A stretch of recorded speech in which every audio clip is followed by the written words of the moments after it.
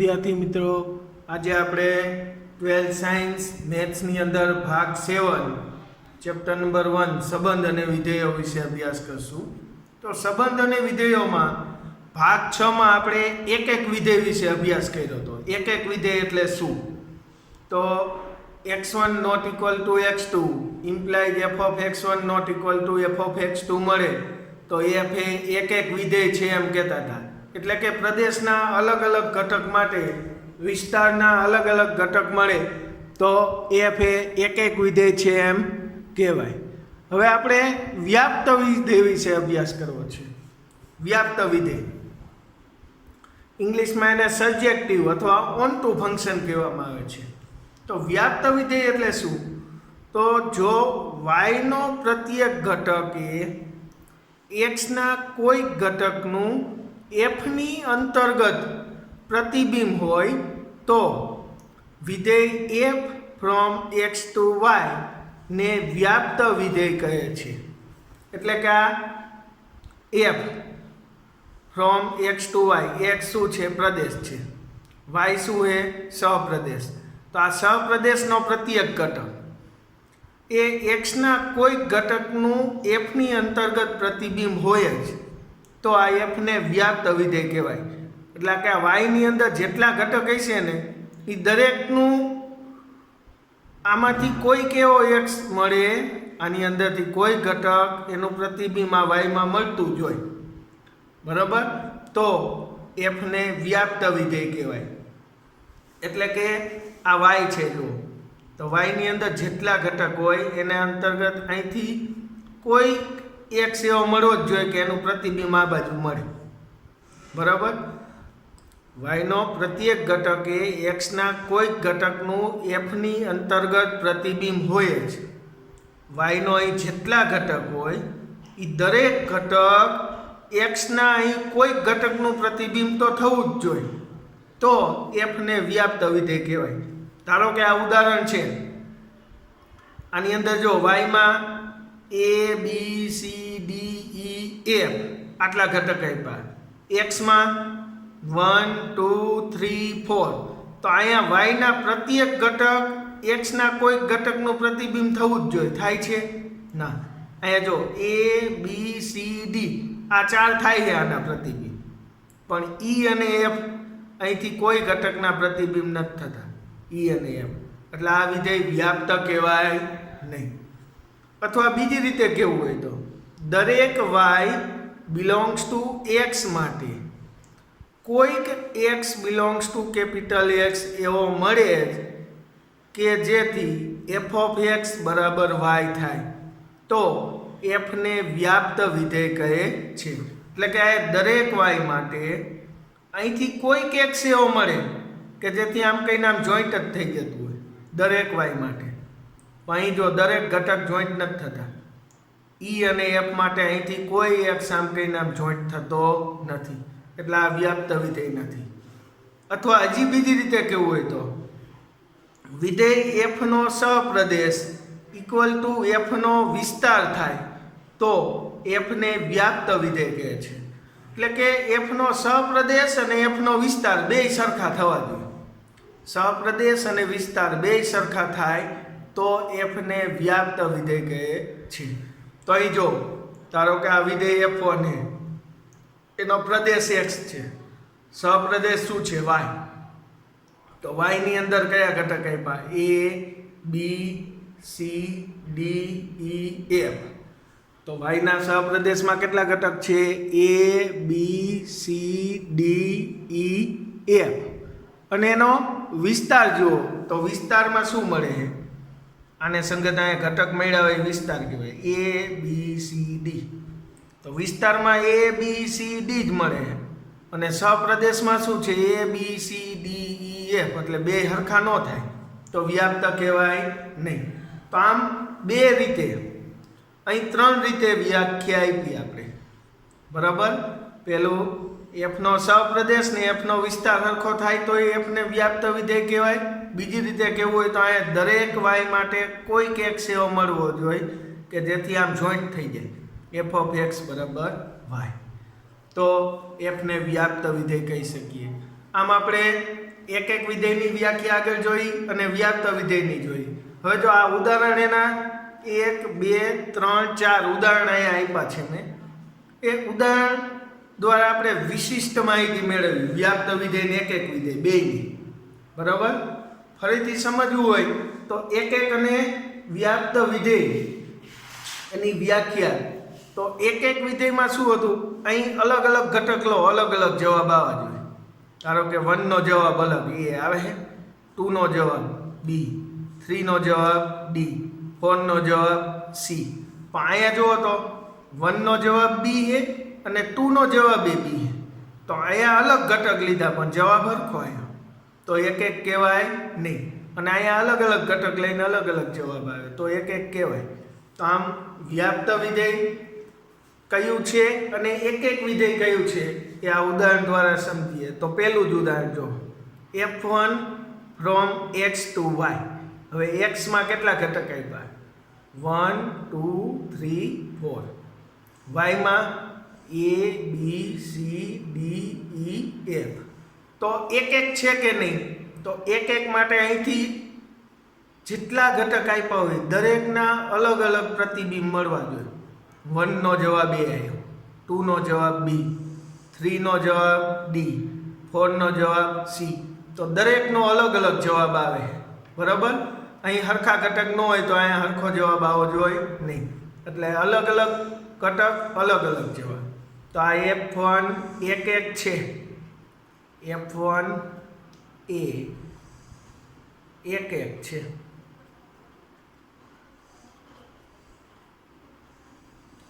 હવે વ્યાપ્ત છે કે નહીં? તો વ્યાપ્ત માટે આપણે વ્યાખ્યા શું જોઈ? કંઈ જેટલા વાય સપ્રદેશ વાયમાં જેટલા આપ્યા હોય એ દરેક ઘટક અહીં કોઈક એક સેવો મળવો જોઈએ કે એનું પ્રતિબિંબ અહીંયા આવવું જોઈએ. અહીં કંઈ ખાલી રહેવું જોઈએ નહીં. તો જો તો વાયમાં શું છે? A B C D E F. આમ 6 ઘટક આપ્યા. અને વિસ્તારમાં શું મળે? જો 1 નો જવાબ એ, 2 નો જવાબ બી, 3 નો જવાબ ડી, 4 નો જવાબ સી. અને ઈ અને એફ, ઈ અને એફ આ બે ઘટક એવા છે કે અહીંથી કોઈ ઘટકનો એ જવાબ આવતો નથી. તો આ વ્યાપ્ત વિધેય નથી. એટલે કે કોઈ x belongs to capital X એવો ન મળે કે જેથી આ x નો જવાબ અહીં આવે ને. ધારો કે અહીં સ્મોલ x બરાબર 1 2 3 4 લઈ તો એનો જવાબ અહીંયા કયો કયો આવે? a b c d. ઈ ને f આવતા નથી. એટલે કે કોઈ x belongs to capital X, આની અંદર કોઈ x એવો ન મળે કે જેથી f ઓફ x બરાબર સામે પ્રતિબિંબ કયું કે e કે f આવે ઇઝ ઇક્વલ ટુ e થાય. કોઈ x belongs to capital X એવો ન મળે કે જેથી f ઓફ x બરાબર e થાય. માટે f એ વ્યાપ્ત વિધેય નથી. વ્યાપ્ત વિધેય નથી. બરાબર? એટલે કે ટૂંકમાં ઈ અને એફ બાકી રહી જાય છે. બરાબર? સહપ્રદેશ ને વિસ્તાર સરખા થતા નથી. પછી આ F2 from x to y વિધેય F2 આપ્યું. આ x ની અંદર 1 2 3 4, y ની અંદર શું છે? a b c d e f. બરાબર? તો આ એક એક અને વ્યાપ્ત છે કે નહીં ચેક કરીએ. બરાબર? તો જુઓ 1 એનો જવાબ શું આવે? બી. 2 નો જવાબ એ બી. તો અહીંયા અલગ ઘટક લીધા પણ જવાબ સરખો આવ્યો. ધારો કે x1 બરાબર 1, x2 બરાબર 2, પણ બેનો જવાબ સરખો આવે બી. તો આપણે એક એક માટે શું હતું? અલગ અલગ ઘટક અલગ અલગ જવાબ આવવો જોઈએ. અહીંયા એવું નથી થતું. 1 નો જવાબ એ બી આવે, 2 નો જવાબ એ બી આવે. બરાબર? એટલે કે x1 બરાબર 1 નોટ ઇક્વલ ટુ x2 બરાબર 2. એટલે કે x1 1 લઉં અહીંથી અને x2 2 લઉં, પરંતુ f ઓફ x1 બરાબર 1 લીધા, એનો જવાબ સામે શું આવ્યો? f of x1 b. અને f ઓફ x2 2 લઉં તો એનો જવાબ એ શું આવે? b. બરાબર, એટલે કે x1 not equal two x2, આ બે હરખા નથી, પણ એનો જવાબ f of x1 b, f of x2 શું આવ્યો? b. તો માટે f એ 1 1 નથી, f2 1 1 નથી. પછી વ્યાપ્ત છે કે નહીં? તો વ્યાપ્ત ચેક કરવું હોય તો આમાં દરેક ઘટક માટે, દરેક y માટે કોઈક x એવો મળવો જોઈએ કે આમ જોઈન્ટ થઈ જ જાય. તો દરેક y માટે મળે ના. જો 1 માટે b, 2 માટે b જવાબ આવે, 3 નો જવાબ c આવે, 4 નો જવાબ d. પણ અહીં a, e ને f બાકી રહી જાય. જો અહીં a એવો છે કે એનો એ રહ્યો, અહીં કોઈ ઘટકનો જવાબ નથી થતો, e એ નથી થતો, f એ નથી થતો. બરાબર, એટલે વ્યાપ્ત વિધેય નથી. ટૂંકમાં અહીં સહપ્રદેશ y છે અને વિસ્તાર શું આવે? b c d. એટલે સહપ્રદેશ ને વિસ્તાર સરખા નથી, તો તથા f એ વ્યાપ્ત નથી, f વ્યાપ્ત વિધેય નથી. બરાબર, એક કઈ નથી, વ્યાપ્ત નથી. આ કેવું હતું? એક હતું પણ વ્યાપ્ત નહોતું. આ કેવું? આ એક છે, જો વ્યાપ્ત નથી. આ એક નથી, કારણ કે અલગ અલગ ઘટક 1 અને 2. જવાબ કેવો? સરખો, b. એટલે એક નથી અને વ્યાપ્ત નથી, કારણ કે સહપ્રદેશ ને વિસ્તાર સરખા આવતા નથી. વિસ્તારમાં જવાબ કયો આવે? જો આનો જવાબ b c d, અને સહપ્રદેશ કયો છે? a b c d e f. માટે f એ વ્યાપ્ત વિધેય નથી. ત્યાર પછી ત્રીજું, નંબર 3 જુઓ તો f3. તો f3 from x to y, f3 from x to y. તો x ની અંદર શું આપ્યું છે? 1 2 3 4, અને સામે y માં a b c. તો પેલા એક છે, ચેક કરો તો જો અલગ અલગ ઘટક, અલગ અલગ જવાબ આવે છે. 3 નો જવાબ b, 4 નો જવાબ c, 1 નો જવાબ a અને 2 નો જવાબ a. તો આ 1 અને 2 બે અલગ અલગ છે, પણ જવાબ સરખો હોય a. એનો અર્થ અલગ અલગ ઘટક, જવાબ સરખો. તો એક નથી. એક ક્યારે કહેવાય? અલગ અલગ ઘટક લઈ તો અલગ અલગ જવાબ આવવો જોઈએ. બરાબર, તો f3 એક નથી, એક નથી. ચાલો, વ્યાપ્ત છે. તો વ્યાપ્ત ક્યારે કહેવાય? સહપ્રદેશ ને વિસ્તાર સરખો આવતો હોય. તો y, સહપ્રદેશ y, એની અંદર a b c છે. અને વિસ્તાર, તો વિસ્તારમાં જો બધા ઘટક આવી જાય, a b c, કંઈ બાકી રહેતું નથી. અહીંયા દરેક ઘટક, અહીંથી કોઈકનું પ્રતિબિંબ તો છે જ. a રહ્યો એ આ બેયનું પ્રતિબિંબ, b 3 નું પ્રતિબિંબ, c 4 નું પ્રતિબિંબ. અહીંયા કંઈ બાકી રહેતું નથી, એટલે વ્યાપ્ત છે. અહીંયા જો બાકી રહી જતા હતા a e f, આ a e f, અહીંથી કોઈ ઘટકના પ્રતિબિંબ નહોતા. બરાબર, એટલે વ્યાપ્ત નહોતું. અહીં પણ જો e અને f, અહીંથી કોઈના પ્રતિબિંબ હતા નહીં, એટલે એ વ્યાપ્ત નહોતું. પણ અહીંયા દરેક ઘટક, અહીંથી કોઈકના પ્રતિબિંબ તો છે, માટે વ્યાપ્ત છે. વ્યાપ્ત છે. તો આ એવું વિધેય છે જે એક નથી, વ્યાપ્ત છે. નંબર 4, ચોથું ઉદાહરણ, f4 લો ફ્રોમ x to y. તો x ની અંદર જો તો 1 2 3 4, સામે y માં a b c d. તો એક છે. જો તો દરેક ઘટકનો અલગ અલગ જવાબ આવે છે. 1 નો જવાબ b, 2 નો જવાબ c, 3 નો જવાબ a, 4 નો જવાબ d. તો દરેક અલગ અલગ ઘટક, અલગ અલગ જવાબ છે. એટલે આ એક છે, એક છે, એક છે.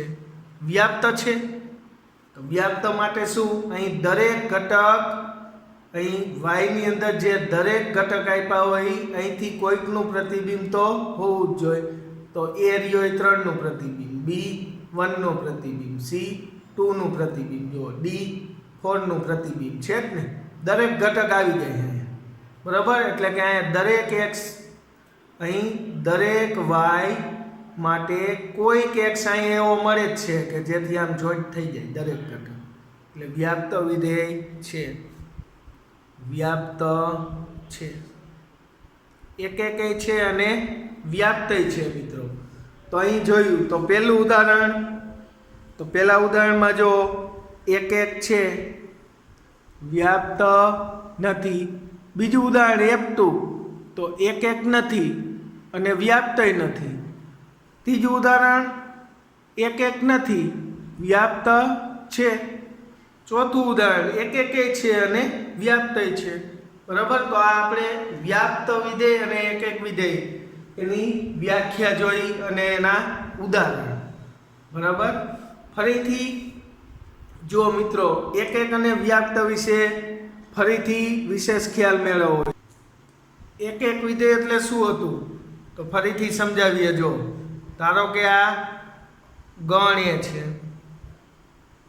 આ ગણ બી છે, અથવા આગળ લીધું હતું એ માને x કહી દઉં, ગણ x, સામે ગણ y છે, બંને વચ્ચેનું વિધેય f હોય. તો એક એટલે અહીં જેટલા ઘટક હોય પ્રદેશના દરેક ઘટક માટે અલગ અલગ જવાબ આવવો જોઈએ. એટલે કે અહીંયા x1 લઉં અને x2 લઉં, તો બે અલગ અલગ લીધા, x1 not equal two x2, x1 અને x2 હરખા નથી.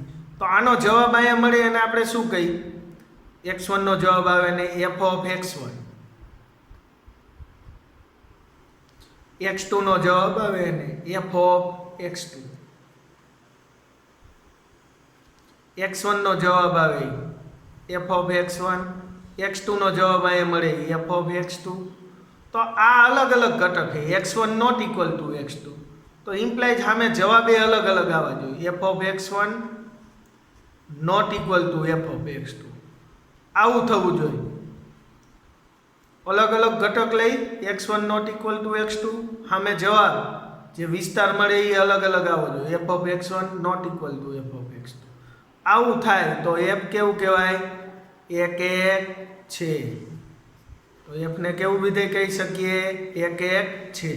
ફરીથી આ ઉદાહરણમાં જો 1 અલગ અલગ ઘટક અલગ અલગ જવાબ આવવો જોઈએ. 1 નો જવાબ a, 2 નો જવાબ b, 3 નો જવાબ d, 4 નો જવાબ c. તો અલગ અલગ ઘટક અલગ અલગ જવાબ આવ્યો, એટલે આ એક હતું. ત્યાર પછી આ વિધેય, તો અહીંયા અલગ અલગ ઘટક જો 1 અને 2 અલગ અલગ છે, આની જેમ x1 અને x2 અલગ લીધા, તો સામે f of x1 not equal to f of x2 મળવું જોઈએ. અલગ અલગ ઘટક અલગ અલગ જવાબ આવવો જોઈએ, તો એક છે એમ કહેવાય. તો અહીંયા 1 અને 2 બે અલગ અલગ છે પણ જવાબ સરખો હોય, શું જવાબ આવે, b. 1 2 બેનો જવાબ સરખો b. તો ઘટક અલગ અલગ છે પણ બેનો જવાબ સરખો b, એટલે કે x1 not equal two x2, પણ જવાબ સામે f of x1 A b આવ્યો અને f of x2 A b આવ્યો, એટલે એક નથી. આ એક હતું, આ એક નથી. પછી આમાં એવી રીતના 1 નો જવાબ એ 2 નો જવાબ એ તો અલગ અલગ ઘટક પણ જવાબ સરખો, એટલે કે x1 not equal two x2, પણ સામે f ઓફ x1 ને f ઓફ x2 બે સરખા આવ્યા જોઈ, અલગ અલગ ઘટક જવાબ સરખો, તો એક નથી. આપણે શું અલગ અલગ, તો અલગ અલગ જવાબ આવવો જોઈએ. x1 not equal two x2, તો f of x1 not equal to f of x2 થાય, તો એક છે એમ કહેવાય. આમાં અલગ અલગ આવ્યા જો, 1 નો જવાબ b, 2 નો જવાબ c, 3 નો જવાબ a, 4 નો જવાબ d. તો અલગ અલગ ઘટક અલગ અલગ જવાબ માટે આ એક છે, બરાબર. પછી વ્યાપ્ત વિશે વધારે માહિતી મેળવી. તો વ્યાપ્ત ક્યારે કહેવાય, તો જો અહીંયા આ x છે, આ સામે y, બે વચ્ચેનું વિધેય f, આ x આ y, બે વચ્ચેનું વિધેય f, એની વ્યાખ્યા શું કહે? y નો પ્રત્યેક ઘટક એ x ના કોઈ ઘટકનું f ની અંતર્ગત પ્રતિબિંબ હોય. એટલે કે અહીં y નો પ્રત્યેક ઘટક, આ y ની અંદર જેટલા ઘટક આપ્યા હોય દરેક ઘટક x નું અહીંયા પ્રતિબિંબ હોવું જોઈએ. એટલે કે અહીં દરેક y માટે સ્મોલ y લઉં, દરેક સ્મોલ y લઉં, આની અંદર જેટલા આપ્યા હોય એના માટે અહીંયા કોઈક x તો એવો મળવો જ જોઈએ, કોઈક x એવો મળવો જોઈએ કે જેથી આમ કહીને આમ જોઈન્ટ થઈ જાય. આ x ને સાપેક્ષ અહીંયા એનું પ્રતિબિંબ મળે અને આપણે શું કહી? આ x નું પ્રતિબિંબ અહીંયા મળે f of x, f of x, બરાબર.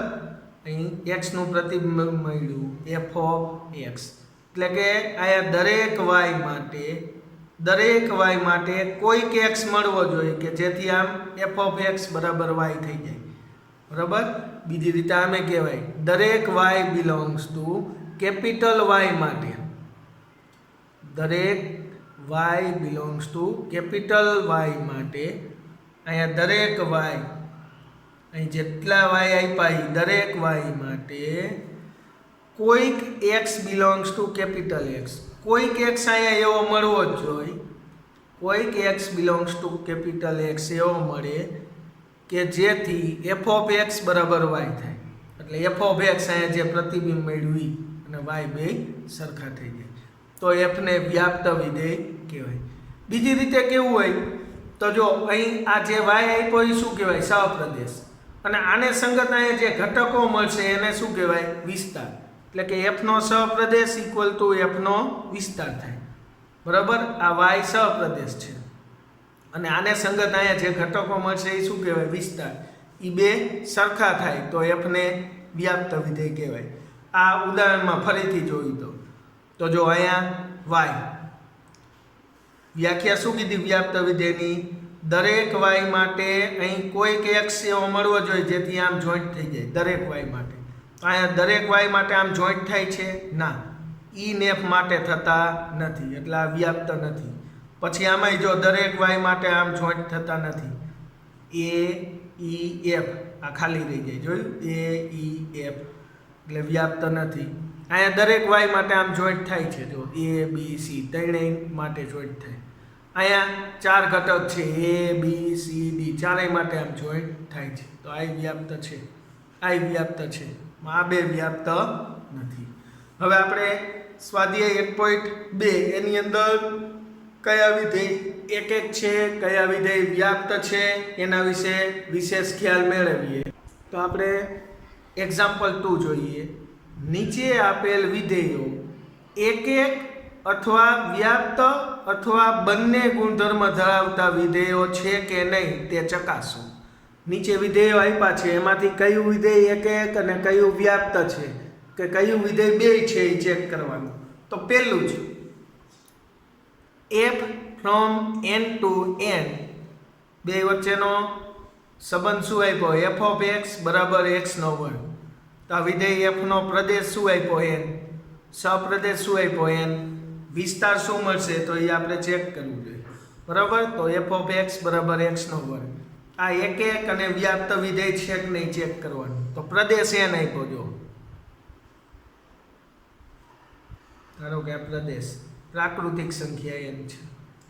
સામે સહપ્રદેશ પણ n આપ્યો છે, આ n. બે વચ્ચેનું વિધેય કયું છે? f. n એટલે પ્રાકૃતિક સંખ્યા અહીં લખતા જાવ તો 1 2 3 4 5 6 અનંત સુધી મળશે. સામે સહપ્રદેશ n લો 1 2 3 4 5 6 7 અનંત સુધી. હવે એનો વિસ્તાર શું આવે એ ચેક કરીએ આપણે. વિસ્તાર શું આવે એ ચેક કરવો છે. તો અહીં 1 લો તો 1 નો જવાબ અહીં શું આવશે? x બરાબર 1 એ મૂકો તો 1 નો વર્ગ 1, તો 1 જ આવે. ઘટક લેતા જઈએ. પેલા 1 લેતા, x બરાબર 1 લેતા, x બરાબર 1 લેતા, f ઓફ x શું આવશે સામે? f ઓફ 1 બરાબર એ 1 મૂકો તો 1 નો વર્ગ 1. ચાલો x બરાબર 2 લો, 2 લેતા,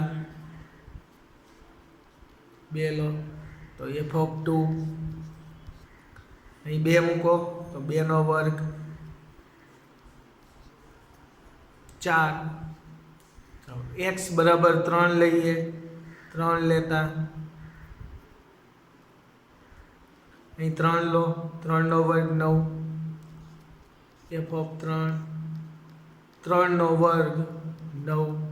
આમ અલગ અલગ જવાબ આવતા જશે. 4 લો, 5 લો, આમ લેતા જાઓ એટલે સામે વિસ્તાર મળતો જાય. જો તો અહીં આપણે x બરાબર 1 લીધા, 1 લઈ તો જવાબ શું આવે? 1 તો 1 નો જવાબ 1.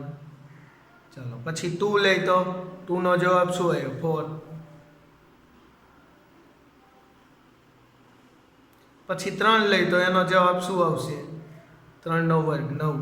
આટલે આવતા હશે 7, 8, ધારો કે અહીંયા 9 છે. પછી 4 લો તો 4 આવે, 5 લો એનો વર્ગ 25, 6 લો એનો વર્ગ 36. તો અહીં અલગ અલગ ઘટક લેતા જાઓ, જવાબ કેવો આવશે? અલગ અલગ જ આવશે ને.